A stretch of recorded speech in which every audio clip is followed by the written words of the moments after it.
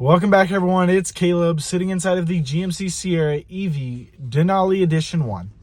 I'm going to be showing you how to use your steering wheel in this segment, so let's hop right into it. So we're going to start from the left and move over to the right. But first things first, I want to show you have your region on demand, which is really nice, actually. It's good quality. And on top of that, it's very easy to use. So you press it just slightly and it actually works, and more it does it harder, which is pretty cool. And then you have your cruise control. To engage it, you turn this on and you'll see it on the screen. And then this is your cancel.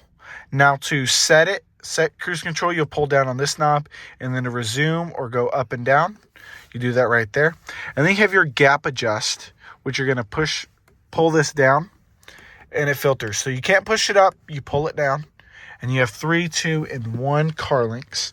Now you also have Super Cruise, which if we're on a road, it'll activate.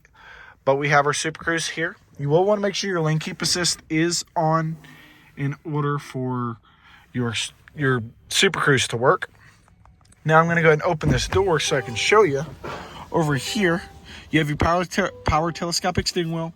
And then underneath your region on demand, you have your different stations that you can go through.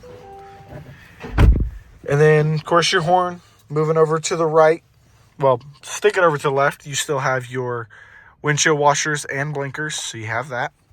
And then this is to tell, making sure you're looking at the road for your Super Cruise. Moving over to the left now, you have your shifter, so you pull it in, push it down to go to drive, pull it in for neutral, and then pull it in, push it up for reverse, and then push this in for park. Now you have your in-vehicle assistant, or if you have your phone connected, you can use that as well. And this can also help moving through your different audio sources. The one on the side back here moves through your stations that are pre-saved. Now that we're into that, you click this check mark to check it, and then you can answer or hang up the phone here. Next, you have your heated steering wheel, and then you're able to change the display with this button right here on the bottom right. Now, even if you connect your phone, you can only connect it via Bluetooth. So you're not able to put your phone maps on here. It's the built-in Google system. And then right behind it, you'll see this is your volume knob, or really button there. And the more I move it up and down, the more it moves as you go through there. So that's how you're going to be able to customize not really customize, but use your steering wheel.